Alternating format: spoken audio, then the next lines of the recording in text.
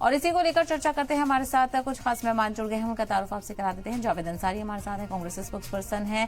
निरंजन पोरार जी हैं, political analyst हैं। अनुज अग्रवाल जी हैं, सीनियर जर्नलिस्ट। आप सभी का बहुत इस्तकबाल। वहीं निरंजन जी, आपसे भी समझना चाहेंगे, हालांकि विपक्ष काफी मजबूत स्थिति में है और विपक्ष का काम भी है आवाज उठाना, लेकिन जिस तरह से पीएम मोदी ने यहाँ पर विपक्ष पर निशाना साधा है कि कुछ एमपीज ने मजाक बनाकर रख दिया है ऐवान का, और उन्होंने पिछले सेशन का भी जिक्र किया, तो वाकई क्या इस तरह की चीजें देखने को मिल रही हैं या फिर विपक्ष को भी समझना चाहिए कि कुछ मुद्दों पर बात करनी जरूरी हो जाती है? देखिए सहवाजी, निश्चित रूप से इको आ रहा, थोड़ा सा ठीक करो। हाँ, देखिए सहवाजी, मेरा ये मानना है कि जो पार्लियामेंट्री जो डेमोक्रेसी है, इस डेमोक्रेसी के अंदर दो पक्ष होते हैं, एक होते हैं सत्ता पक्ष और एक होता है विपक्ष। और मेरे हिसाब से दोनों ही पक्ष देश के लिए, देश की जनता के लिए और राष्ट्र के विकास के लिए काम करते हैं। लेकिन आज की तारीख में या यूं कहें कि पिछले कुछ समय से इस देश की पार्लियामेंट्री डेमोक्रेसी के अंदर एक समझ लीजिए एक विकृति आ गई, और वो विकृति ये आ गई कि किसी भी मुद्दे पर, चाहे वो राष्ट्र के विकास के संबंधित का मुद्दा हो, चाहे वो सरकार का मनमाना फैसला हो, यानी कि किसी भी मुद्दे पे केवल और केवल विरोध की जो राजनीति होती है वो कहीं ना कहीं मेरे हिसाब से ना राष्ट्र के लिए ठीक होती है, ना राष्ट्र के निवासियों के लिए ठीक होती है। तो कम से कम विपक्ष को एक तो इस चीज के अंदर थोड़ा सा विभेद करना पड़ेगा, इस चीज के अंदर थोड़ा सा जिसको कहते हैं छटनी करनी पड़ेगी कि कौन से मुद्दे के ऊपर सरकार को घेरा जाए और कौन से मुद्दे पे सरकार का समर्थन किया जाए। यानी कि अगर आप मेरे को उदाहरण के तौर पे कहेंगे तो आप ये समझ लीजिए, जो मामला राष्ट्र से संबंधित है, जो मामला राष्ट्र की सुरक्षा से संबंधित है, कम से कम उस मामले के अंदर जो हमारी जो देश की सेनाएं, हमारा डीजीएमओ है, हमारी जो हमारे देश के जो सुरक्षा एजेंसियां हैं, कम से कम उनकी बात को ओवर रूल ना किया जाए, उनका मनोबल गिरे, ऐसा काम ना किया जाए। तो इसी तरीके के बहुत सारे फैसले ऐसे होते हैं जिनके अंदर भी देखा जाता है कि विपक्ष कहीं ना कहीं राजनीति करने से बाज नहीं आता। तो प्रधानमंत्री ने अगर ये बात कही है तो हो सकता है उस प्रसंग में ये बात कही हो। लेकिन अगर हम बात करें देश के अंदर बजट की, देश के अंदर विकास की, देश की आर्थिक सेहत की बात करें तो निश्चित रूप से देखिए सहबाजी, आज की तारीख में अगर जो देश की आर्थिक मामलों की अगर मैं सारी चीजों का विश्लेषण करता हूं तो मुझे ऐसा लगता है कि सरकार की नीयत हो सकता है बेशक ठीक हो, लेकिन सरकार की जो काबिलियत है या सरकार की जो तरबियत है वो उससे मैं सहमत नहीं हूं। और वो मैं सहमत इसलिए नहीं हूं क्योंकि जिस तरीके से लाल किले की प्राचीर से 2 साल पहले प्रधानमंत्री जी ने एक बात कही थी कि जब हम 140 करोड़ का देश है, जब हर एक आदमी एक कदम आगे बढ़ेगा तो देश 140 कदम आगे बढ़ेगा, 140 करोड़ कदम आगे बढ़ेगा। तो प्रधानमंत्री जी ऐसी बातें तो करते हैं, लेकिन इन चीजों का उनकी सरकार में और उनके सरकार के कार्यकलापों के अंदर वो समावेश दिखाई नहीं देता। उसका कारण मैं ये बता रहा हूं कि जब आर्थिक नीतियां बनती हैं, जब बजट आता है या सरकार की जो भी पॉलिसियां होती है, तो उस समय जो प्रभावित पक्ष, जो इस देश को आगे ले जाने के अंदर सहयोगात्मक आर्थिक मामलों में जो इस देश का सहयोग कर रहा है, यानी कि मैं बात कर रहा हूं व्यापारी वर्ग के अंदर भी सहवाली जी आप ये समझ के चलिए कि 3 वर्ग है। एक कॉर्पोरेट, तो सरकार कॉर्पोरेट के साथ तो पूरा कोऑपरेट कर रही है, कॉर्पोरेट और कोऑपरेट यहां पे तो पूरा तालमेल है। लेकिन जो इस देश का लगभग 75 से 80% जो अनऑर्गेनाइज सेक्टर या यूं कहें असंगठित सेक्टर है, जो इस देश के अर्थव्यवस्था की मजबूत हड्डी या यूं कहें मजबूत रीढ़ की हड्डी है, उसके साथ कहीं ना कहीं सरकार का समन्वय नहीं है। उसको लेकर के सरकार, उनको क्या परेशानी है, उसके लिए क्या चीजें ठीक रहेंगी, क्या चीजें ठीक नहीं रहेंगी, इस चीज को लेकर के सरकार कहीं ना कहीं समन्वय नहीं करती।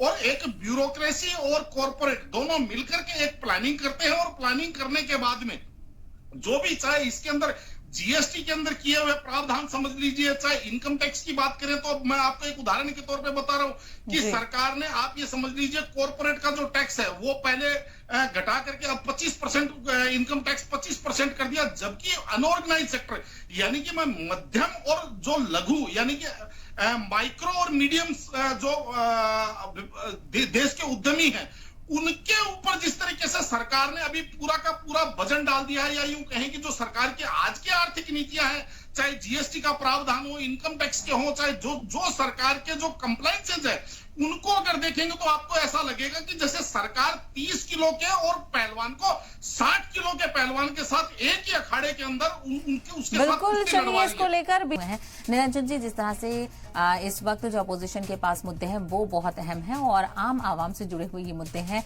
चाहे कांवड़ यात्रा वाला मामला हो या फिर नीट पेपर लीक का मामला हो। इसको लेकर सरकार की जवाबदेही भी बनती है, जिस तरह से अब इसको लेकर तस्वीर भी साफ नहीं हो पाई है। देखिए शैबाली जी, निश्चित रूप से जो पेपर लीक का मामला है या जिस तरीके से जो अभी ये जो ज्वलंत मुद्दा है, ये कोई छोटी बात नहीं है। आप ये समझ लीजिए, ये देश के भविष्य से जुड़ा हुआ मुद्दा है। ये किसी व्यक्ति को प्रभावित करने वाला नहीं है। ये देश की जो भविष्य है, देश का जो आगे आने वाली जो पीढ़ी है, जो इस देश की अपने कंधों पे इस देश को लेकर के चलेगी, उस पीढ़ी के भविष्य का सवाल है। और इस चीज को जिस तरीके से सरकार ने जिस तरीके से इस चीज को हैंडल किया है, मैं आप यकीन मानिए मैं भी स्वयं इस चीज को लेकर के बहुत ज्यादा निराश हूं। और अभी जैसे आपने दिखाया, और संसद के अंदर जो शिक्षा मंत्री है धर्मेंद्र प्रधान, निश्चित रूप से मैं इस बात से सहमत हूं कि धर्मेंद्र प्रधान को शिक्षा मंत्री बने रहने का कोई अधिकार अब बच नहीं जाता। लेकिन जिस तरीके से हठधर्मिता है कि नहीं, हमने एक बार जिसको मंत्री बना दिया हम उसको हटाएंगे नहीं, चाहे हमारी सरकार हटने के लिए तैयार हो जाए, लेकिन हम मंत्री नहीं हटाएंगे, तो ये कहीं ना कहीं इसको मैं हठधर्मिता कहता हूं। जबकि लोकतंत्र के अंदर ये जो हठ योग है, इससे बाहर जाना चाहिए। और जो अभी धर्मेंद्र प्रधान कह रहे थे कि मुझे मेरी जनता ने आशीर्वाद दिया, मैं चुन करके आया हूं, देखिए केवल अगर यही पैमाना अगर आप मान के चलते हैं तो फिर मुझे एक बात बताइए, भाई अमृतपाल जो खालिस्तान, अलग भारत को अलग टुकड़ा करने का जो समर्थन करता है या उसका जो आंदोलन चलाता है, वारिस पंजाब देव जिसने संगठन बना रखा है, वो जो डिब्रूगढ़ जेल के अंदर देश विरोधी गतिविधियों के अंदर बंद है, वो भी तो पंजाब के अंदर चुन करके आया है। फिर यही पैमाना अगर उनके ऊपर लगेगा तो वो भी सही हो जाएंगे। फिर राशिद इंजीनियर जो जम्मू कश्मीर से जो आतंकवादी गतिविधियों के अंदर लिप्त है और जो टाडा के तहत जो जेल में बंद है, वो भी फिर इसका मतलब सही हो जाएगा। तो कहने का तात्पर्य ये है, ये कोई पैमाना नहीं होता है। और जिस तरीके से इस नीट पेपर लीक, और केवल ये नीट पेपर लीक की बात नहीं है, जो निरंतर लगातार जिस तरीके से ये जो एनटीए फैल हुई है, तो सरकार को यहाँ पे जैसे एनटीए के चेयरमैन को सरकार ने उठा करके साइड कर दिया, बदल दिया, तो उसी तरीके से सरकार का मेरे हिसाब से दायित्व बनता था कि शिक्षा मंत्री भी वहां पे बदला जाता। लेकिन वास्तविकता यह है कि यहाँ पे थोड़ा सा आकर के मैं इस सरकार से सहमत नहीं हूं, पहली बात। और दूसरी बात, जैसे अभी खेमचंद जी कह रहे थे, आर्थिक मामलों के ऊपर हम बात कर रहे थे, बजट को लेकर के हमारी डिबेट थी, खेमचंद जी कह रहे थे, मुझे एक बात बताइए कि आप कह रहे हैं कि हम सबके साथ समावेशी हैं। भाई आप कैसे समावेशी हैं? एक बार आप इस विषय के ऊपर शैबाली जी स्पेशल डिबेट करवाइए, मैं इनके सारी की सारी चीजें इनके सामने उधेड़ के रखूंगा। आज से पहले जीएसटी से पहले वैट था, वैट से पहले सीएसटी था, सेल्स टैक्स सिस्टम था। हर सिस्टम के अंदर सरकारों ने जो छोटे प्लेयर हैं और बड़े प्लेयर हैं उनके अंदर एक मूलभूत फर्क डाल के रखा हुआ था, जिससे वो कहीं ना कहीं उन बड़े प्लेयरों के सामने अपने आप को सरवाइव कर सके। लेकिन जीएसटी के मामले में आप देखेंगे तो जो 1 रुपए का व्यापार करने वाला है उसको, और जो 1000 करोड़ रुपए का व्यापार करने वाला है उसको, दोनों को एक ही पलड़े में सरकार ने रख दिया, पहली बात। और जिस तरीके से सरकार आर्थिक मामलों में जीएसटी के अंदर कहती तो है कि हमने ये कर दिया, हमने वो कर दिया। भाई पहले था डेस्टिनेशन टैक्स, अब है बिगिनिंग टैक्स, यानी कि पहले जो सामान बिकता था उसके ऊपर टैक्स दिया जाता था, अब सरकार जो सामान खरीदती है उसके ऊपर टैक्स लेती है। तो पूरे देश के अंदर अगर मान लीजिए कई 100 ट्रिलियन का माल जो पड़ा हुआ है उसका भी सरकार को टैक्स मिल चुका है। और इसके अंदर सरकार का काम वो है, जिस तरीके से अभी चर्चाएं चल रही थी, मुझे एक बात बताइए, सरकार क्या करती है? एक तरफ 1 यूनिट ब्लड डोनेट करती है सामने वाले को, लेकिन नीचे से उसके यहां से 5 यूनिट उसका ब्लड निकाल लेती है। किसानों की बात करेंगे तो शैबाली जी आप ये देखिए, सरकार ये मानती है कि भारत का किसान इतना रुग्ण है, इतना कमजोर है कि उसको 2000 रुपए 4 महीने से देने से उसकी आर्थिक हालत सुधर जाएगी। उसी किसान के ऊपर सरकार ने 12% तो उसके जो फावला है, जो गैती है, जो खुरपी है जिससे वो खेत के अंदर घास खोता है, उस खुरपी पर भी सरकार 12% जीएसटी ले रही है। ट्रैक्टर पार्ट्स पे 18 से लेकर 28% तक जीएसटी। बिल्कुल, ये बुनियादी मुद्दे हैं और आम आवाम से जुड़े हुए ये मुद्दे हैं। चलिए निरंजन जी, आपका भी छोटा सा रिएक्शन।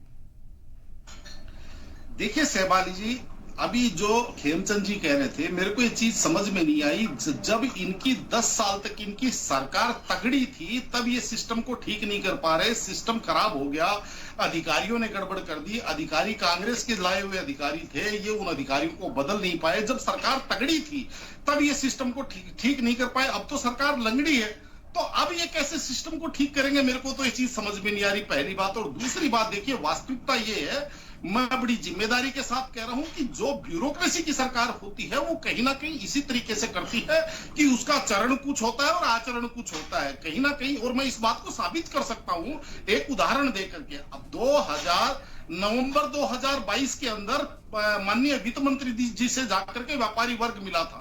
जो इनकम टैक्स डिपार्टमेंट 43 भी जो धारा जोड़ रहा था इनकम टैक्स के अंदर, तो उसके विरोध में व्यापारी वर्ग जाकर के मिला। निर्मला सीतारमण जी ने मना कर दिया कि ठीक है जी, हम इसको 1 साल के लिए पोस्टपोन करेंगे, ये अप्रैल 2025 से लागू करेंगे इसको।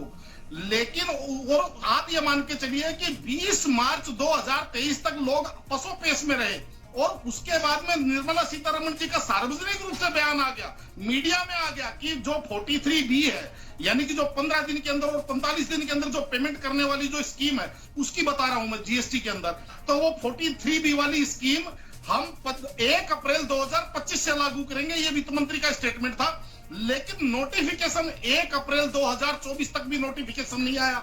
मतलब वित्त मंत्री ने तो घोषणा कर दी, लेकिन ब्यूरोक्रेसी ने उसको नहीं माना। तो इसलिए मैं कहता हूं कि जब तक ब्यूरोक्रेसी की सरकार रहेगी, जब तक सरकारी मशीनरी सरकार के ऊपर हावी रहेगी, मुझे ऐसा लगता है उसका परिणाम ऐसे ही होगा। बहरहाल देखना बेहद अहम होगा कि कल के बजट में क्या कुछ निकलकर सामने आता है। बहुत बहुत शुक्रिया आप सभी मेहमानों का इस चर्चा में शामिल होने के लिए, अपना कीमती वक्त देने के लिए।